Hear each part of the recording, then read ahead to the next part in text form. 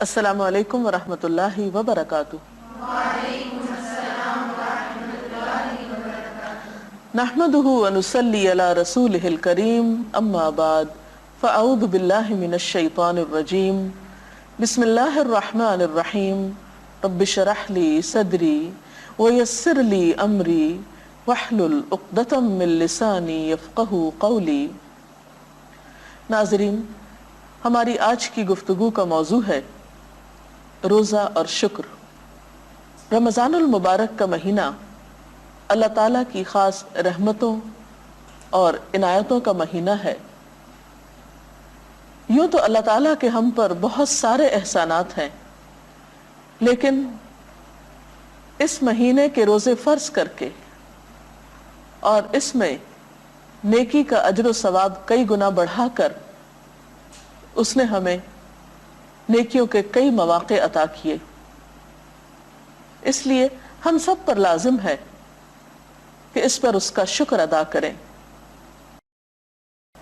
رمضان المبارک وہ مبارک مہینہ ہے جس میں قرآن پاک نازل کیا گیا۔ شہر رمضان الذی انزل فیہ القرآن۔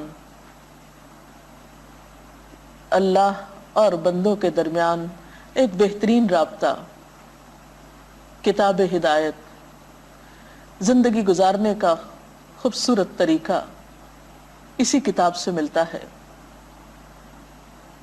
اس نے بندوں کو پیدا کر کے بھٹکنے کے لیے چھوڑ نہیں دیا، راہ بھی دکھائی۔ پھر یہی وہ مبارک مہینہ ہے جس میں نیکی کرنے کا ایک اجتماعی ماحول ہم سب کو دیا گیا کہ اس فرض کے ادا کرنے میں ہم تنہا نہ تھے۔ یہ بھی تو ہو سکتا تھا کہ اللہ تعالیٰ ہم سے یہ کہتے کہ تمہیں سال میں ایک مرتبہ روزے رکھنا ہے 30، جب چاہو رکھ لو۔ کوئی شخص محرم میں رکھتا، کوئی سفر میں، کوئی ربیع الاول میں، کوئی کبھی کوئی کبھی، لیکن ایک مہینہ سب کے لیے مقرر کر کے ہم سب کو اکٹھے مل کر ایک اجتماعی ماحول میں نیکی کا موقع عطا کیا۔ یہ بھی اس کا ایک بڑا احسان ہے۔ ہمیں اس مہینے میں روزے کی بدولت برائیوں سے دور رہنے کا موقع ملا۔ پھر اسی طرح روزوں کے ساتھ ہمیں اللہ تعالیٰ کی قربت کا احساس بھی ملا، جو بذات خود ایک بہت ہی پرسکون احساس ہے۔ نیکیوں پر استقامت کی راہ ہموار ہوئی، دعائیں مانگنے کا موقع ملا، راتوں کو لمبی نماز پڑھنے کا موقع ملا، قرآن پاک کی تلاوت کرنے اور سننے کا موقع ملا۔ غرض بہت سے ایسے کام تھے جس پر ہمیں اللہ سبحانہ وتعالیٰ کی طرف سے ایک خاص ماحول اور ایک خاص قوت اور ایک خاص توفیق نصیب ہوئی۔ اس پر ہم اس کا جتنا بھی شکر ادا کریں کم ہے۔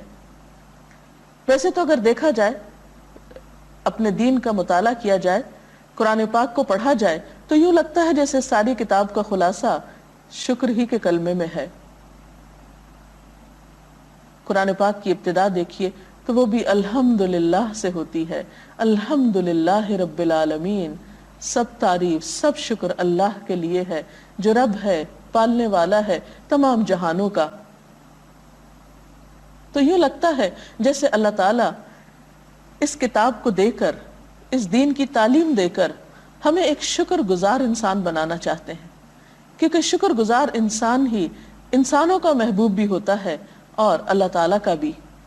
شکر ہی ایک ایسا جذبہ ہے جس کے ذریعے انسانوں کے باہمی تعلقات خوشگوار ہو سکتے ہیں۔ شکر ہی اللہ تعالیٰ کی اور بندوں کی قدردانی کرنا سکھاتا ہے۔ شکر نعمتوں میں اضافے کا ذریعہ ہے۔ ارشاد باری تعالیٰ ہے وَإِذْ تَأَذَّنَ رَبُّكُمْ لَإِن شَكَرْتُمْ لَأَزِيدَنَّكُمْ وَلَئِن كَفَرْتُمْ إِنَّ عَذَابِي لَشَدِيدٌ۔ اور یاد رکھو، تمہارے رب نے خبردار کر دیا کہ اگر تم شکر گزار بنو گے تو میں تمہیں اور زیادہ نعمتیں دوں گا، اور اگر تم نے ناشکری کی تو میرا عذاب بھی بہت سخت ہے۔ گویا شکر نعمتوں کو بڑھانے کا، نعمتوں کی بقا کا ذریعہ ہے، اور اس شکر کا فائدہ خود شکر ادا کرنے والے ہی کو ملتا ہے۔ وَمَن شَكَرَ فَإِنَّمَا يَشْكُرُ لِنَفْسِهِ۔ جو شکر ادا کرتا ہے اس کا فائدہ اس کی اپنی ذات کو پہنچتا ہے، اور جو انکار کرتا ہے تو اللہ تعالیٰ بے نیاز ہے، تعریف والا ہے، اس کو بندوں کی پرواہ نہیں۔ وَمَن كَفَرَ فَإِنَّ رَبِّي غَنِيٌّ کریم، اور جو ناشکری کرے تو یقیناً میرا رب بے پرواہ ہے، عزت والا ہے، اسے بندوں کے شکر کی ضرورت نہیں۔ سوال یہ پیدا ہوتا ہے کہ شکر لفظ کی حقیقت کیا ہے؟ شکر کا لفظ عربی زبان کا لفظ ہے جس کے لغوی مطلب ہیں گائے کا کم چارہ کھا کر زیادہ دودھ دینا، گویا تھوڑی سی نعمت پر راضی ہو جانا اور نعمت کے دینے والے کے ساتھ اچھا سلوک کرنا۔ اسی سے پھر شکر کا عام معنی یہ نکلا کہ کسی نعمت کا تصور کرنا اور اس کا اظہار کرنا، یعنی نعمت کو محسوس بھی کرنا اور پھر اس کا اظہار بھی کرنا۔ بندہ جب رب کے لیے شکر گزار ہوتا ہے تو سب سے پہلے وہ نعمتوں کا اعتراف سیکھتا ہے اور پھر اس کا اظہار بھی کرتا ہے، کیونکہ نعمت پا کر اس کا ذکر ہی نہ کرنا یہی تو ناشکری ہے۔ اگر دیکھا جائے تو ہمیں جو کچھ بھی ملا ہے اللہ رب العزت کی طرف سے ہی ملا ہے۔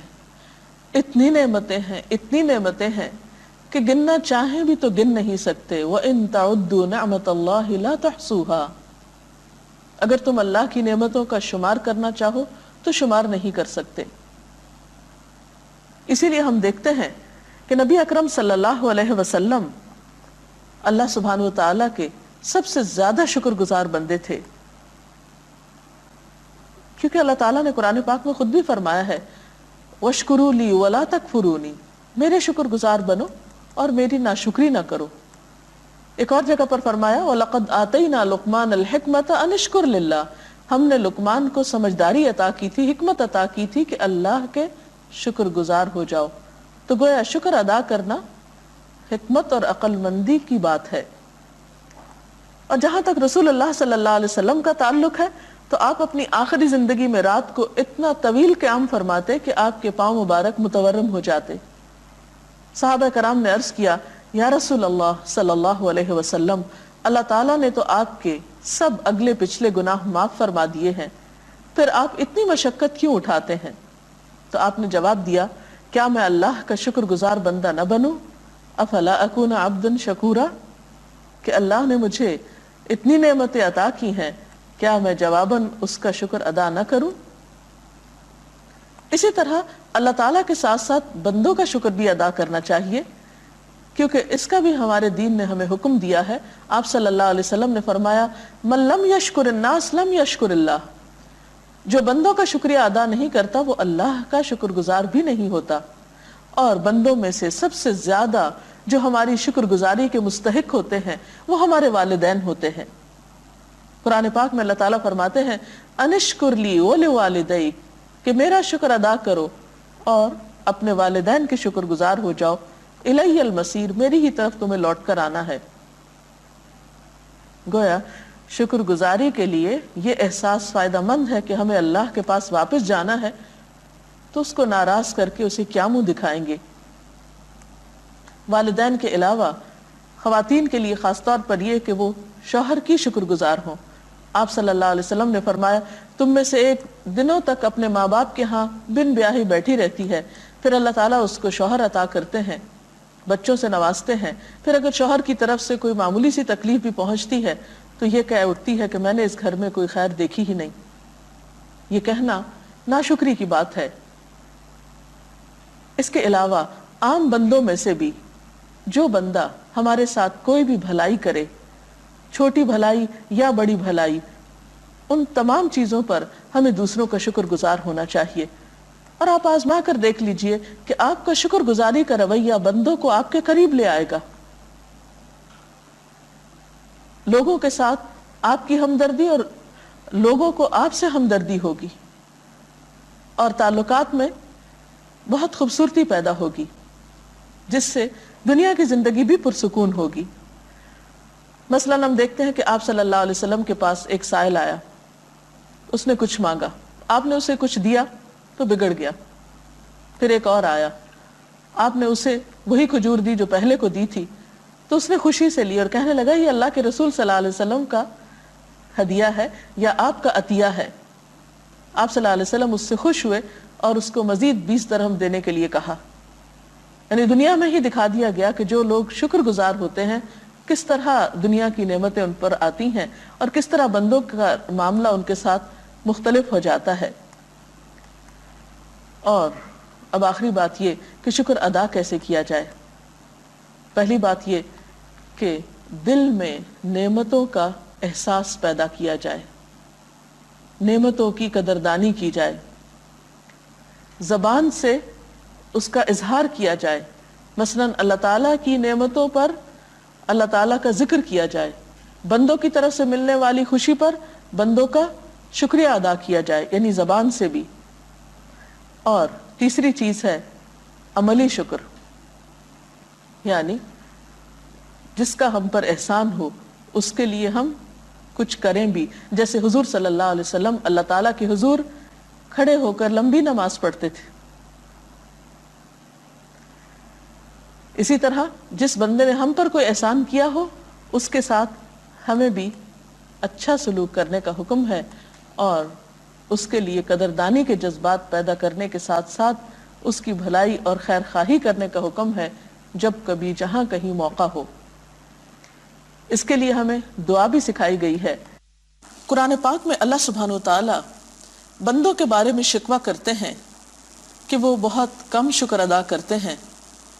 فرمایا وَقَلِيلٌ مِّنْ عِبَادِيَ الشَّكُورُ، کہ میرے بندوں میں سے بہت تھوڑے ہیں جو شکر گزار ہیں۔ ایسے موقع پر ہم سب کو اللہ تعالیٰ سے ہی توفیق مانگنی چاہیے کہ وہ ہمیں شکر گزار بنا لے۔ اس سلسلے میں قرآن پاک میں کچھ دعائیں آتی ہیں، ان میں سے ایک دعا ہے رب اوزعنی ان اشکر نعمتک التی انعمت علی وعلی والدی وان اعمل صالحا ترضاہ وادخلنی برحمتک فی عبادک الصالحین۔